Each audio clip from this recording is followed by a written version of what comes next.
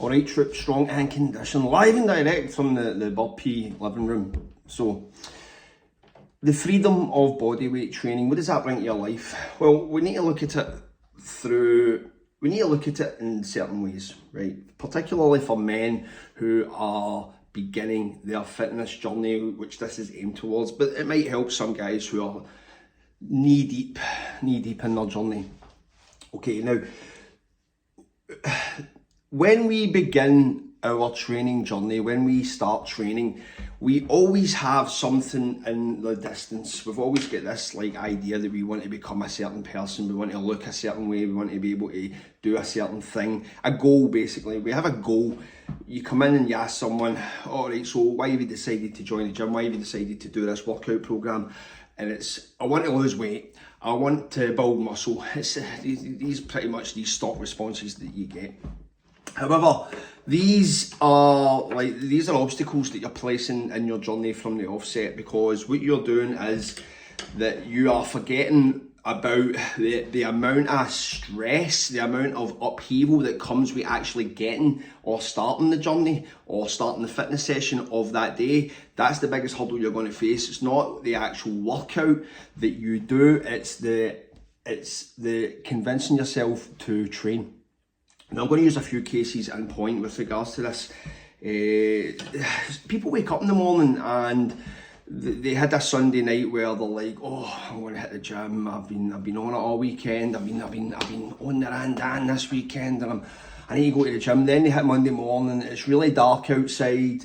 It's freezing. The car's frosted up. They need to scrape the windows. And they're sitting with a mug of coffee, and it's like, I've got an extra hour to kill, man. I'll go to the gym after work, right? So they then go to work, they're sitting in their chair all day, typing their computer or out on a site, grafting, whatever, and they're like, shit, I need to go to the gym. I need to go to the gym after this, man. Oh no, and then it's like, the gym doesn't become an inviting concept at that point. It becomes like, oh no, it's like being a kid at school and having to go somewhere with your parents after school and you couldn't be bothered, like, oh, I'm in school and now I need to go to the shops or something like that. Oh, that's the negative connotation, so you don't go. You don't go, and that's the true obstacle in this game. It's the actually finding that the energy should be focused on beginning the process, taking action, doing the workout. That's the hardest part. The workout's the easiest part, man. Don't let anybody let you think that the workout's the part, man. The workout's why we're there. That's the easy part. That's just something you do. You begin it and there's a beginning, a middle, and an end. Whereas the motivation to actually start is so nuanced, it's affected by so many external factors that sometimes it's overwhelming, and you find yourself not going one day and then the next day, and next thing you know, you're actually creating the habit of not starting the fitness journey. So number one is that you need to just forget about what you're doing at the start, and you need to just focus more on beginning to do it, taking action, starting the process, getting the workout done. I don't know how you would choose to do that. Me personally, I like to start working out in the morning or around about that time. As soon as I get up, if I can get the workout out of the way, it's done.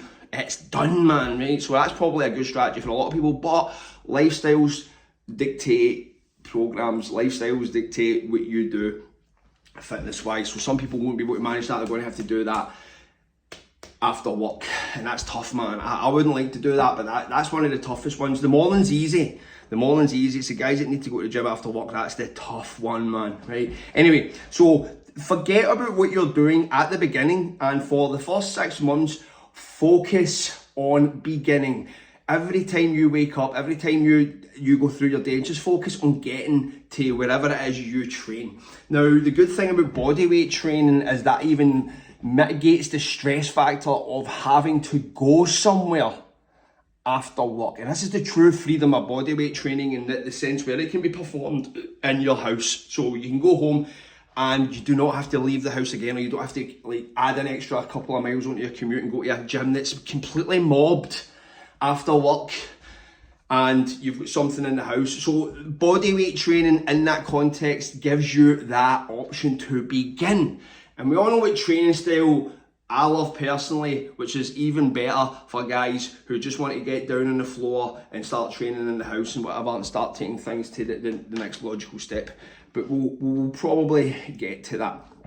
Okay, so number one, first 6 months, forget the workouts, forget the system, forget the outcome. The only thing you're concentrating on is, what I am training today. I am training today, because 6 months of that, it's going to put a lot of, it's going to just lay down a lot of sort of pathways in the brain and create that habit, man. And you're going to be locked in, because we thrive on routine. Human beings operate on a routine basis. Like, that's just what we do. We do it instinctively, because it brings order and it makes the day something tangible. So we need to just kind of get on that, get that into our skulls, man. Just turn up. Cliched in some ways, but you know what I mean. All right. So number two is pertaining to bodyweight training, and it's that as a man, right, and this is kind of directed towards men, as a man, you need to shut out the noise that you're going to hear from other men in this space, right? So number one, in that context, in order to mitigate the external noise you're going to get from other men who are going to instinctively try and put you off doing what you do by offering other advice, offering other options, and taking you away for the goals, taking you away for the routine, you need to just block it out.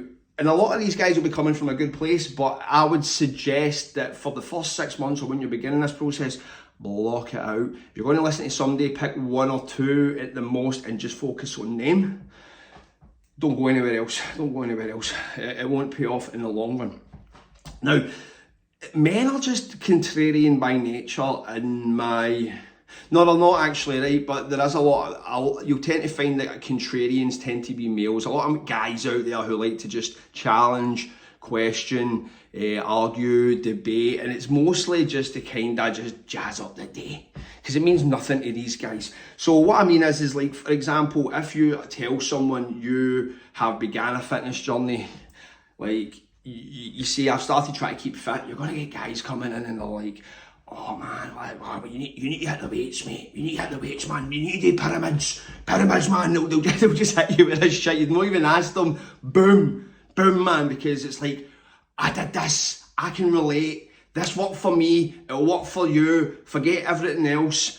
I'm just going to dominate you by telling you this. That's the way you get these guys operate, and you're going to get a lot of that in the workplace, or even in the gym that you operate in, or online via comments. You might leave a comment on Reddit or another forum or a YouTube video, and some guy's going to snake in and he's going to try and take you down, right? So although people are trying to be helpful, you need to block out the noise at this point, and particularly in bodyweight training, because bodyweight training ultimately gets a lot of flack, and the reason being that the flack is directed towards the aesthetics. Now, guys who do high rate bodyweight training, they're not going to develop amazing physiques for the most part. There is one or two outliers out there who just look great doing anything. They could go to any class, they're going to look great. That just happens. There's guys out there that are just that step above physically, aesthetically.